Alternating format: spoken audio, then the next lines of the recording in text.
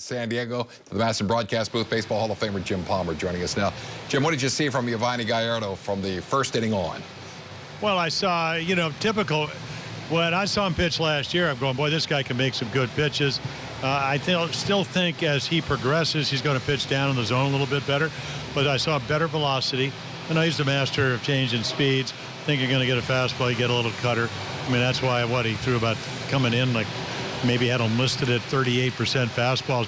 They're really kind of cut fastballs. So, he has a curveball. He knows how to pitch and can hit a little bit. Got a couple of hits today.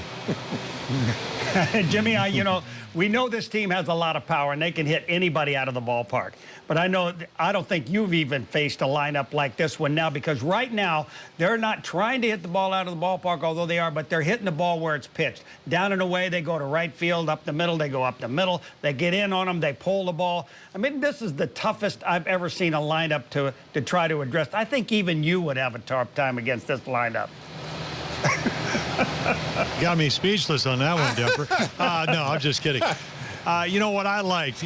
Friedrich actually pitched very well. He had a no-hitter going in the fourth inning. I mean, the fact that he retired 9 in a row. So he walks Adam Jones. Obviously, you don't want to do that because, again, Adam doesn't walk. You walk him. So he walks him on 4 pitches, gets behind Scope. The first time he had, popped up on a pitch, well, he hits a fastball up the gap. Now you got one run in. You got a man on second. You want to, if you're Manny Machado, you're hitting like 360 in the month of June with 5 home runs. He hangs a curveball, didn't make a quality pitch. He shoots it off the glove of Will Myers. A really great approach, hitting the ball, trying to get the runner over. As it turns out, he not only gets him over, gets it in. Then Trumbo, ends up hitting a home run, and all of a sudden you got 4 runs on the board.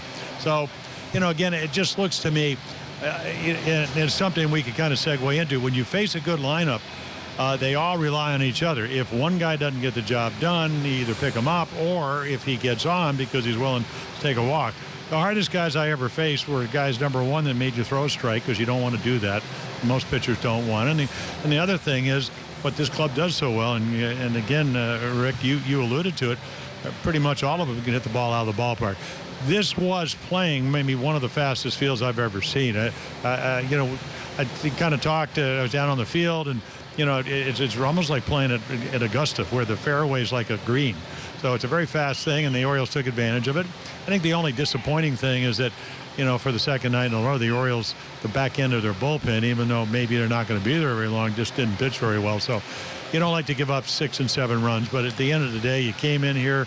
You got to win these games. You're now 16 and 17 on the road.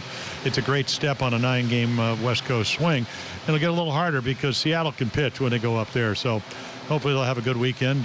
Maybe win all 4, but hopefully they'll win at least win 3 of them, and you can remain in first place, because the Orioles are playing great baseball on both sides of the ball. Yeah, when you look back now, Boston, 5.5 games back, 6 in the loss column. Toronto trails by 7 in the loss column, and the Orioles have won 7 straight, while Boston's dropped 7 out of their last 10. Sum up this month of June so far for what the Orioles have done and where they have positioned themselves in this race. Well, they have not. The starting pitching hadn't been as good as they'd like it to be, and hopefully that'll get better.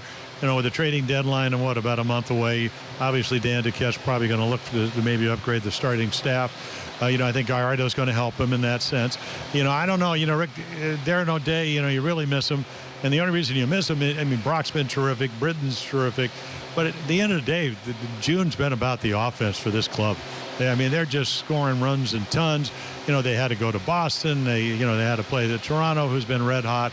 Yet they were able to split that series. So, they kind of maintained against the teams, the 500 teams, and then they've taken advantage of the teams that don't play quite as well. But again, what a great offensive month. Everybody's done a nice job. Even Joey Rickard, Rule 5 guy, was hitting coming in, I think 349.